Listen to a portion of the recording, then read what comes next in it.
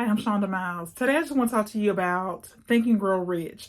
Just a few little excerpts from Think and Grow Rich that I think will help you just kind of think about success in a different way, and hopefully some things that you can go and think about and implement in your own life. So the first one is know what it is that you want. Know what it is that you want. It's too many people that they're not clear about what they want. So what is it that you want? What's the deadline by when you want it? And do you have a plan of action? And all a plan of action is a fancy words for steps.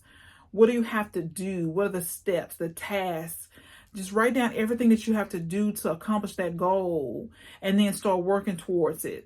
But know what it is that you want. Be crystal clear about what you want. Don't be fuzzy and say, I want to lose weight. No, how much weight do you want to lose by when? And then your action steps might be tracking your water, drinking so much water a day, eating more fruits and vegetables, eating, certain amount of ounces of fruit a day, a certain amount of ounces of meat every day, counting your calories. These are action steps. So you want to be thinking about, what your steps are, breaking them down into smaller steps. What are your habits? What new things do you have to do in order to change? What bad habits do you need to break? What's the first bad habit you want to break? And what do you want to replace it with? So just something to be thinking about is, what do you want? Not what somebody else wants for you, but what it is that you want. Be crystal clear about what you want. And there's a lot of things, right? We all are working towards something, but what's the one thing that you really, really want? And start working on it. Start working to achieve it. The next thing is, it says truly thoughts are things, and powerful things at that. When they are mixed with definiteness of purpose, persistence, and a burning desire for their translation into riches or other material objects. So I think we give up way too quick. We say we want a thing, and the minute it gets hard, we quit. The minute we run up against a setback or an obstacle, we quit. But we have got to learn how to persist. We got to learn how to keep going regardless of what's happening, regardless of the obstacles, regardless of the setbacks, regardless of what's happening. We need to continue to work towards what it is that we want. The next thing is seek expert counsel before giving up. Seek expert counsel before giving up. So that might be a coach, a mentor. Maybe it's people who are where you want to be in your group, your circle of influence. But before you give up, maybe it's paying somebody who is already doing what you want to do. Maybe it's paying somebody who's already accomplished the goal that you want. But seek expert counsel before you give up. The next one is know what you want, and then have the determination to stand by that desire until you realize it. Know what you want, and then have the determination to stand by whatever it is that you want until you achieve it. The next one of the most common causes of failure is the habit of quitting when one is overtaken by temporary defeat. And so we have to realize that failure is part of the process. We're not going to just start working towards becoming a millionaire and everything works out perfectly in a straight line. No, we typically have peaks and valleys, right? Ups and downs. We're typically learning through the whole process.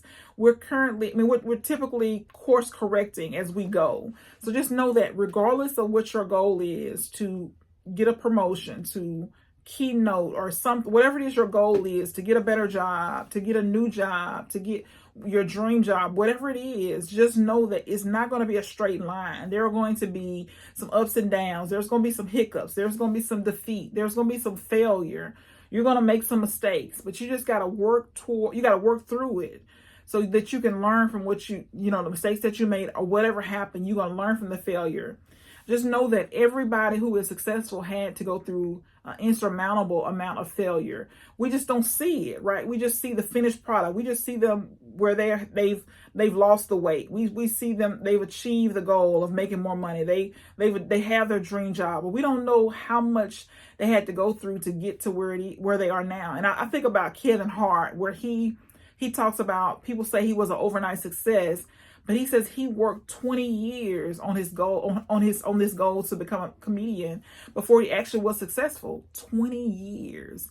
And then we quit every 6 months. We quit on ourselves every 6 months. So we got to stop quitting. We got to persist through the hard times, the hard things.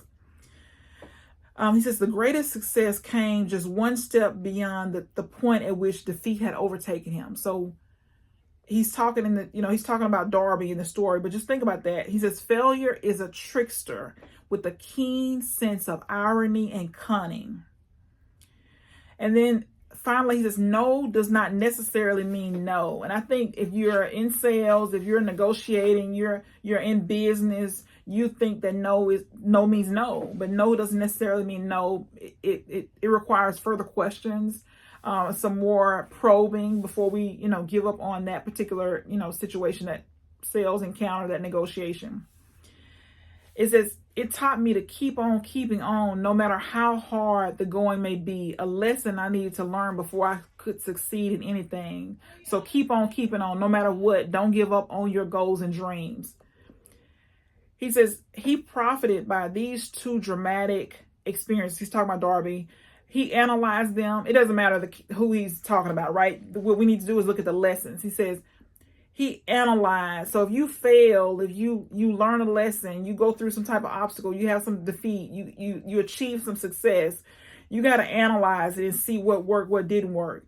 And then you got to look at the lesson that was taught. And so oftentimes we jump from thing to thing to thing, failure to failure to failure, success to failure, but we don't look at the lesson that could be taught. We don't analyze the situation to see what we can learn from it. And this is something that's so important, so we don't do the same stuff over and over again. We don't look over our life in 20 years. We've been doing the same thing over and over again. It doesn't make any sense. We got to evaluate, analyze the situation, failures, mistakes, setbacks, and we got to look at what worked, what didn't work, and what can we learn from this experience. It says success comes to those who become success conscious. And I think we have made it an occupation almost. We can tell you all the reasons why a thing won't work. We are convinced. We got all these reasons. We have stacked the deck against ourselves before we even try it. So we don't even try. We're like, okay, it's not gonna work. They're going to say no. They're not going to do it. They don't have the money. They can't pay. And so we judge other people based on our own income. We judge our ability to pay we judge our ability to pay on whether somebody else can pay or not. And what we don't realize is that just because you're making $300,000 a year doesn't mean that this person that you're talking to is not making $700,000 or $1 million a year or whatever it is. Just don't judge your situation by somebody else's situation by your situation. Don't judge somebody else's situation by your situation.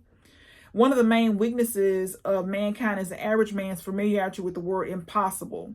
He knows all the reasons which will not work. He knows all the things which cannot be done.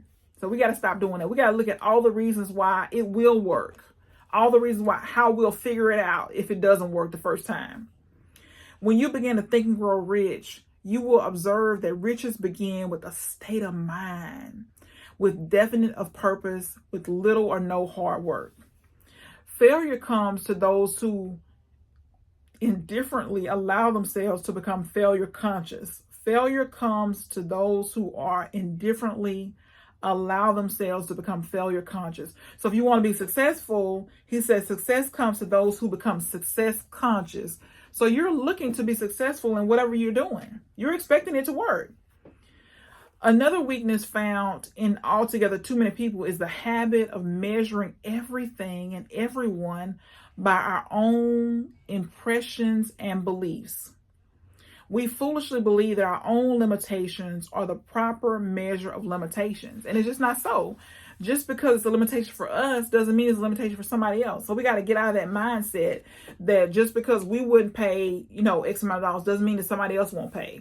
We got to stop doing that.